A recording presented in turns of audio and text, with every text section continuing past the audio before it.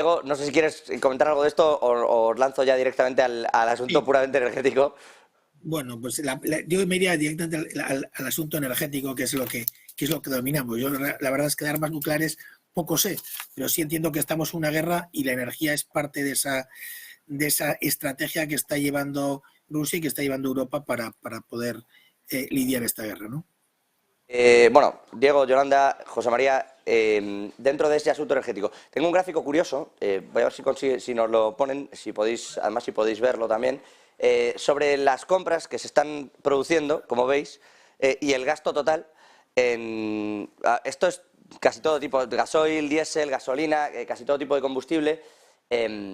Está rozando como podéis ver, máximos desde antes de pandemia, desde luego.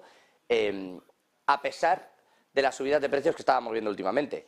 ¿Esto hasta cuándo va a continuar mientras que se vende que en realidad esto se ha estabilizado? Lo digo porque, y os lanzo las dos preguntas, se supone que los flujos de intercambio energético, de lo que se solía soltar desde determinados países y lo que se recibe, está equilibrado, que el euro está en el mismo nivel, y en realidad lo que estamos viendo son pagos que no se veían que no se ven normalmente y precios que, por mucho que digan, no parecen totalmente estabilizados, o al menos no en la Unión Europea. Sí, bueno, bueno, con vuestro permiso. Hay una cosa, perdona, José, hay una cosa fundamental, yo creo, y es que es verdad que a medida que se van incorporando las tecnologías renovables, va a ser cada vez menos necesario el gas y las materias primas fósiles. Pero es que esa incorporación de las energías renovables, que está muy bien de cara al futuro, no se hace, como bien saben los contertulios, de un día para otro. Y por lo tanto, hoy sigue siendo necesario el gas natural, sigue siendo necesario el petróleo y por lo tanto no puede cambiar tanto la cosa de un día para otro porque seguimos necesitando utilizarlo en las industrias, que son los grandes consumidores de estas materias primas, pero también para calentar las viviendas. Estamos en pleno invierno. Por lo tanto, por ejemplo, en España hemos vivido un buen mes meteorológicamente hablando desde el punto de vista energético porque ha habido mucha lluvia, mucho viento y eso ha activado las renovables, pero ya llevamos una semana y pico, 2 semanas, donde vuelve poco a poco a abrirse ese gap, esa brecha y no puede haber tantas renovables. Por lo tanto, los mensajes de la transición ecológica están muy bien para cumplir los objetivos, pero vamos, creo yo, no sé si estamos de acuerdo en eso, vamos a seguir utilizando y comprando gas donde haga falta. Y donde haga falta, si no es en Rusia, va a tener que venir por metaneros de Estados Unidos, fundamentalmente, también de otros países, que es mucho más caro que traer el gas de Rusia, desgraciadamente, aunque eso sea lo que nos garantice el suministro. Yo creo que esa es la realidad. Miremos a Alemania, cómo ha vuelto a utilizar el carbón incluso, ¿no? Sí. Fíjate, el gráfico que presentas, estamos echando la guerra la culpa de la subida de precios a Rusia y realmente los precios se dispararon en el verano de 2021. Es decir, prácticamente 6 meses antes de que comenzara la guerra de Rusia. Es decir, que el problema energético que tiene Occidente fue antes de la guerra. Tenemos un problema claramente porque necesitamos gas, porque hemos decidido quitar el carbón de la misma. El carbón, España teníamos prácticamente un 19% de generación con carbón y a las 8 de la mañana hemos decidido cargarnos el carbón, pero cargarnos que lo hemos dinamitado. Ahora no tenemos posibilidad de volver al carbón si el gas es caro. Entonces, realmente en España, por ejemplo, la única fuente de energía que sirve un poco para funcionar el sistema es el gas. Entonces somos clientes cautivos del gas. Y lo que ocurrió antes de la guerra de Putin es que el precio del gas empezó a subir, Europa no quiso rellenar sus reservas de gas esperando a que el precio bajase y nos pilló el toro. La verdad es que ahora estamos en una situación mejor en el sentido de reservas. Las reservas hoy están al 73%, cuando hace un año, por las mismas fechas, estaban al 37%.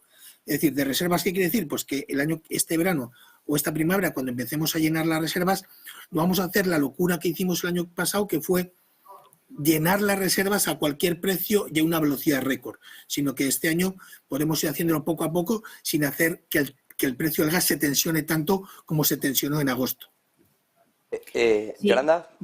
añadir un detalle más con respecto, estoy totalmente de acuerdo con lo que se está diciendo, pero con respecto a las necesidades de gas y de petróleo tenemos que pensar una cosa, y es que en Europa es verdad que se están dando las señales a los mercados de que por la transición energética tenemos que desfosilizar todo nuestro sistema energético. Pero no es así a nivel mundial y, de hecho, si se ven las perspectivas al 2050 a nivel mundial, no a nivel europeo, que es distinto, efectivamente vamos a seguir necesitando el gas y el petróleo durante mucho tiempo todavía. Y en Europa también. Es decir, en Europa, aunque tengamos la transición energética, vamos a tener todavía que utilizar mucho como energía de respaldo, bien el gas, bien el carbón, bien la nuclear. Habrá que abrir un debate y ver cuál va a ser la energía de respaldo de nuestras renovables, ¿no? Eso voy a hacer yo, abriros ese debate. Me pasan varias cosas. A los tres, ¿construiríais nucleares, centrales nucleares? Y también a los tres, ¿hemos perdido una oportunidad por culpa de Francia con los acuerdos del gas?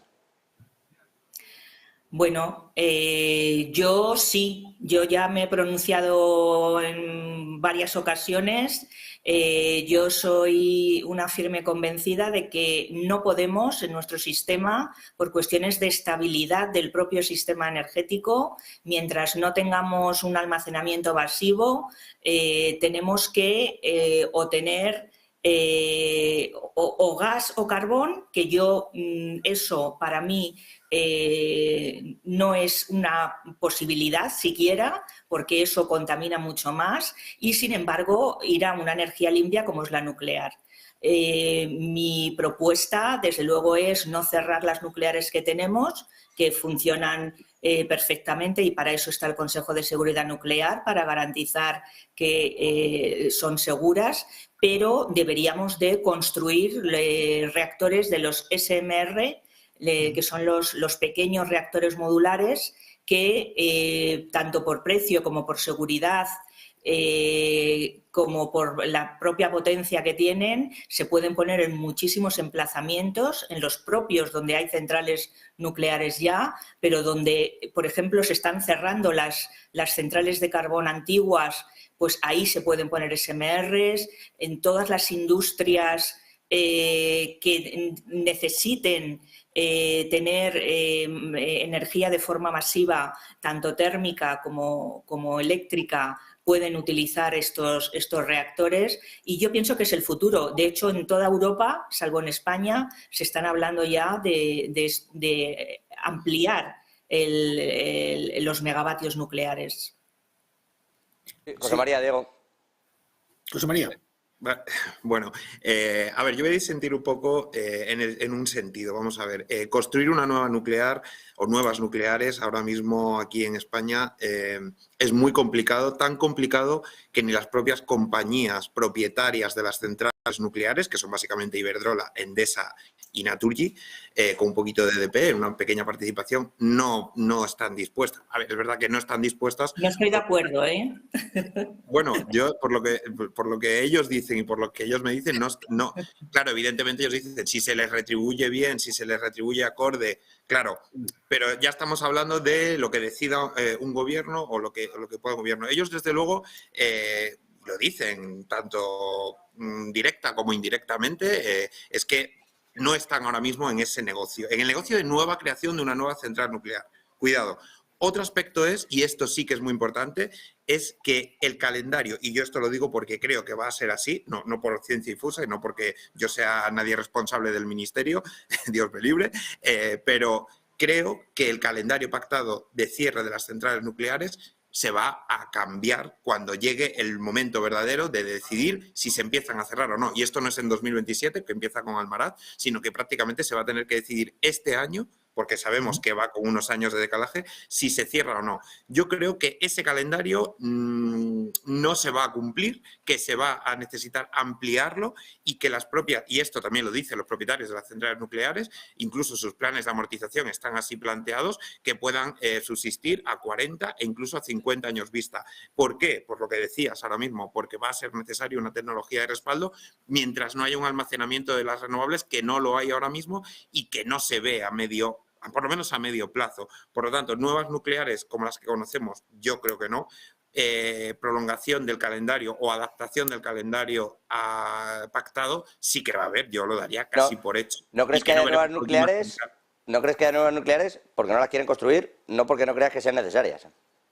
Bueno, a ver, está claro que hay un 22%, lo está viendo ahora mismo las estadísticas de red eléctrica, 22, 23%, dependiendo de la época del año, en la que la energía nuclear es la que nos preocupa. O sea, de cada 4 veces que encendemos un interruptor, una vez se lo debemos a la energía nuclear. Eso está claro. Lo que pasa es que eso es verdad que luego es muy difícil transmitirlo. Eso es así y es necesario o bien la nuclear o bien el gas, que ya sabemos lo que conlleva. Depender del exterior, depender de los mercados y, por supuesto, mucho más contaminante.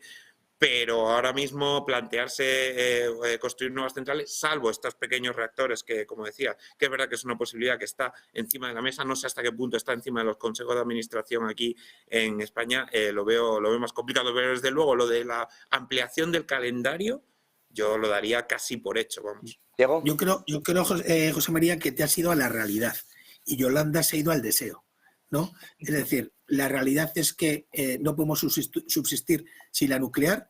El calendario de cierre es una auténtica barbaridad, es decir, quitar un 20% de nuestra generación y poner la base de renovables, pues no da el sistema, sobre todo cuando tendemos a electrificar todo, es decir, la idea de Europa es electrifiquemos todo lo que se puede, con lo cual podemos dar todavía más energía.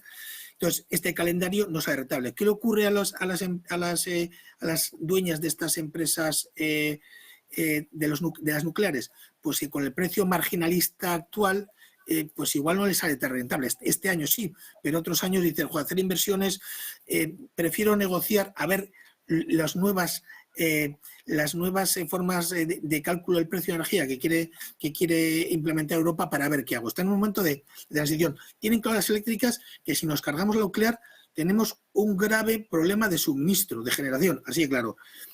Pero también es cierto, lo que decías, que si quieren que ese calendario de cierre poderlo ampliar y que las nucleares sigan, o ahora empiezan a hacer todas las reparaciones de mantenimiento programadas, tienen que hacer de cara a que no se cierren, o cuando tengan que hacer ya será demasiado tarde.